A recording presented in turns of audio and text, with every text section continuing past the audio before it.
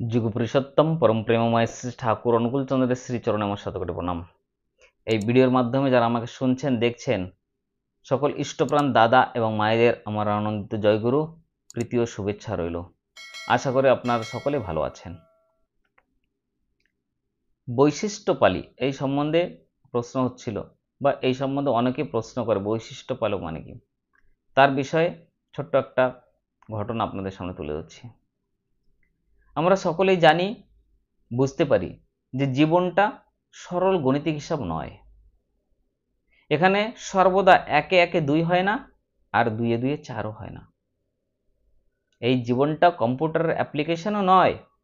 কতগুলো ডাটা দিয়ে কারো জীবনের ভবিষ্যৎ হুবহু জানা যায় না। আমাদের সমাজে সকল পিতামাতাই তাদের কন্যার জন্য একজন সফল ও ধনী পাত্রকে খোঁজে, আর এটা নিত্য প্রত্যক্ষ দেখাও যায়। কিন্তু বিল গেটসের মতো পৃথিবীর সবচেয়ে ধনী এবং সবচেয়ে সফল ব্যক্তিটিকে তার বউ ছেড়ে চলে যেতে দেখা গেছে। সকল নারী জাতিই ভাবে যার চেহারা যত সুন্দর আকর্ষণীয় সেই বুঝি তত বেশি স্বামীর সোহাগ পায়। কিন্তু ইদানিং দেশের সবচেয়ে সুন্দরী বুদ্ধিমতী নায়িকাকেও স্বামীর ভালোবাসা না পেয়ে বিবাহ বিচ্ছেদ করতে দেখা গেছে। এমন অনেক ঘটনা এখন ঘটে চলেছে, হচ্ছে। ছেলে মেয়ে স্কুলের পরীক্ষায় একটু খারাপ রেজাল্ট করলেই মা বাবাদের মন খারাপ হয়ে যায়। ছাত্রছাত্রীদেরও হতাশায় অক্রান্ত হতে দেখা যায়। অথচ স্কুল কলেজে পড়াশোনায় অসফল বহু মানুষকেই পরবর্তী জীবনে চূড়ান্তভাবে সফল হয়ে দেশের নাম উজ্জ্বল করতেও দেখা গেছে।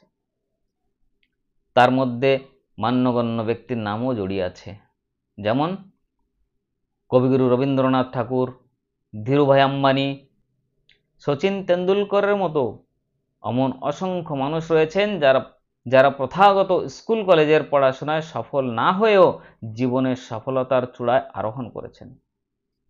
সমীক্ষায় দেখা গেছে সারা পৃথিবীতেই উচ্চ শিক্ষিত ব্যক্তিদের তুলনায় স্বল্প শিক্ষিত ব্যক্তিদের ধন সম্পদ বেশি আছে। আবার প্রচণ্ড মেধাবী, স্কুল কলেজের পরীক্ষায় দারুণ রেজাল্ট করা উচ্চ ডিগ্রিধারী বহু ছেলেমেয়ের জীবন বিফলতায় নিমজ্জিত হতে দেখা যায়। আরও সমীক্ষায় এও দেখা গেছে অশিক্ষিত, স্বল্প শিক্ষিত, গরিব মানুষদের তুলনায় উচ্চশিক্ষিত, বুদ্ধিমান, উচ্চবিত্ত মানুষদের মধ্যে হতাশা, উদ্বেগ, নিরানন্দ, বিবাহ বিচ্ছেদ এবং আত্মহত্যার পরিণাম অনেক বেশি দেখা গেছে। কোটি কোটি টাকা আর অট্টালিকা সম বাড়ি থাকা সত্ত্বেও বহু মানুষকে অতৃপ্তি, অশান্তি আর বিফলতার যন্ত্রণা নিয়ে জীবন কাটাতে দেখা যায়। আবার ভাঙা ঘরে ছেঁড়া কাঁথায় ঘুমিয়েও অনেকের জীবন পরম শান্তিতে কেটে যায়।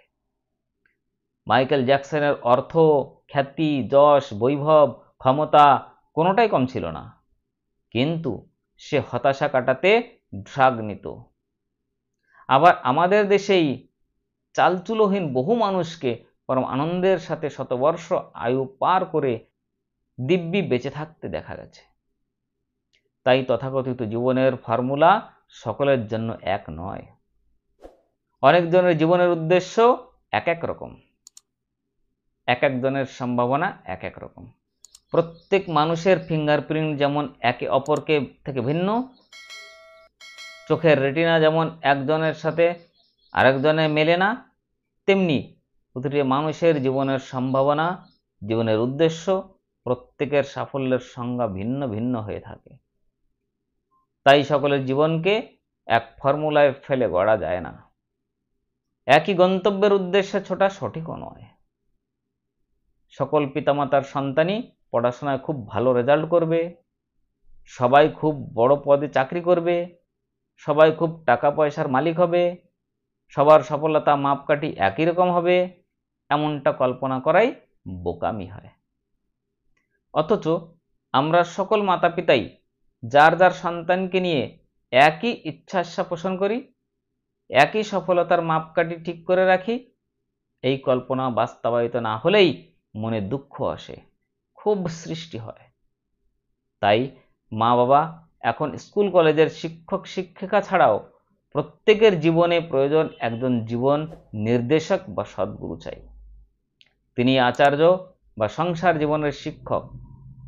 তিনি প্রত্যেকের যার যার বৈশিষ্ট্য অনুযায়ী পোষণ দেন, যার যার বৈশিষ্ট্য অক্ষুণ্ণ রেখে জীবন বৃদ্ধির পথে ঠেলে দেন। তার কাছে নিজেকে সমর্পণ করলে প্রত্যেকের ভিতরে লুকায়িত সম্ভাবনাগুলি যথোপযুক্ত পোষণ নিয়ে প্রস্ফুটিত হতে থাকে। তাই পুঁথিগত স্কুল কলেজের শিক্ষার পাশাপাশি প্রত্যেকেই প্রয়োজন সদ্গুরু বা আচার্যের প্রতি অনুরক্ত হয়ে অচ্যুত নিষ্ঠা নিয়ে তার নির্দেশ মতো জীবন নির্বাহ করা। তাতে জীবনে হতাশা আসে না, নিরানন্দ, উদ্বেগ, দুশ্চিন্তা, ভয় জীবনে স্থান পায় না। জীবন হয়ে ওঠে পরমানন্দে ভরপুর। তাই পরম প্রেমময় শ্রী ঠাকুর অনুকূলচন্দ্র এসেছেন কলিযুগের শেষে সব জীব জন্তু প্রাণী মাত্রা মানুষ সকলকে বাঁচাতে, তাদের ভালোবাসা বিলাতে। ঠাকুর বলেছেন যে ভালোবাসাই আমার ব্যয় আর মানুষ আমার আয়। ঠাকুর চায় মানুষ, জীব জন্তু প্রত্যেকের জন্য শ্রী ঠাকুর কাতর কণ্ঠে বলেছেন যে সবাই আমার কাছে আয়, আমি তো সবাইকে ভালোবাসি। যে মন্দ, যে খারাপ, সবাই আমার কাছে ছুটে আয়, আমি তো কাউকে বাদ দিতে পারি না, সবার জন্যই আমি। তারা ভয় পাস না, আমি তো আছি।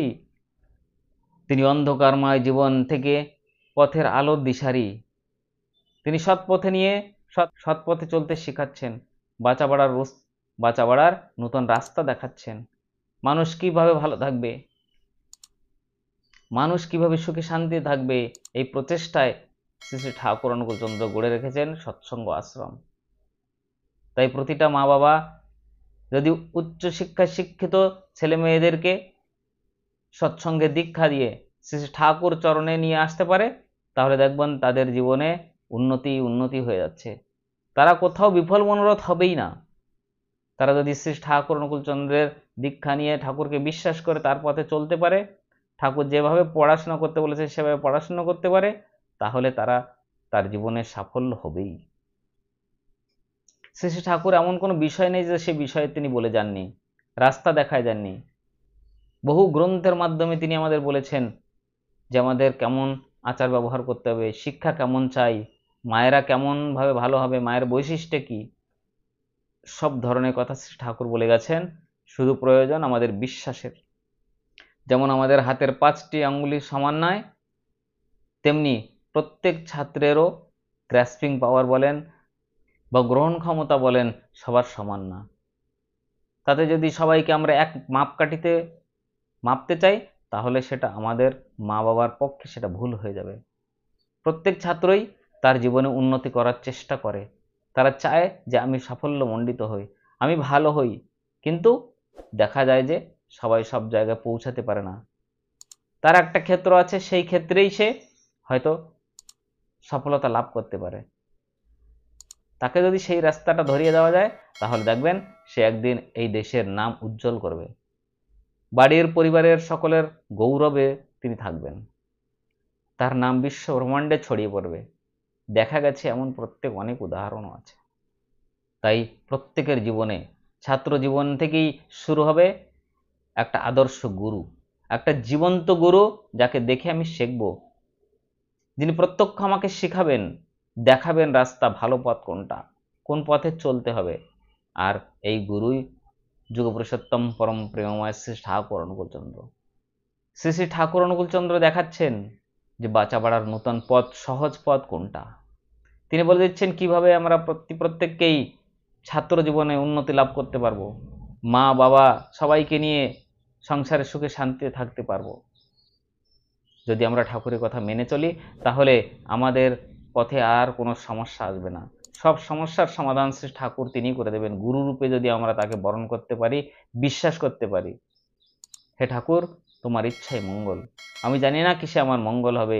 এই দৃঢ় বিশ্বাস যদি আমরা মনের মধ্যে জাগিয়ে শ্রী ঠাকুরকে আমার গুরু রূপে মনোনীত করে নিতে পারি, আর তিনি যে রাস্তায় চলতে বলে সে রাস্তা চলতে পারি, তাহলে আমরা সব জায়গায় দেখব যে আমরা উন্নতি লাভ করেই যাচ্ছি, সাফল্যমণ্ডিত হচ্ছি, সুখে আমাদের জীবন ভরে যাচ্ছে, আমরা জীবনে পরম আনন্দ, ভরপুর আনন্দ নিচ্ছি। তাই প্রত্যেকের জীবনে চাই আইডিয়াল একজন সদ্গুরু। আপনারা সকলে ভালো থাকুন, এভাবেই প্রত্যেকে ইষ্টকর্মে নিজেকে ব্যস্ত রাখুন এবং আপনাদের সকলের সুস্থ ও মঙ্গল প্রার্থনা আজকে পরম প্রেমময় ঠাকুর অনুকূলচন্দ্রের শ্রীচরণে করে আজকের ইষ্ট প্রসঙ্গ এখানেই শেষ করছি। আবার দেখা হবে আরেকটা নতুন বিষয় এবং ভিডিওর মাধ্যমে। আপনারা সকলে ভালো থাকুন। যারা এখনও চ্যানেলটি সাবস্ক্রাইব করেননি, এই চ্যানেলটি সাবস্ক্রাইব করুন এবং অন্যকে শেয়ার করুন। পোস্টটি লিখেছেন ডক্টর রাজেশ চৌধুরী দাদা, আগরতলা থেকে। জয় গুরু, বন্দে পুরুষোত্তম।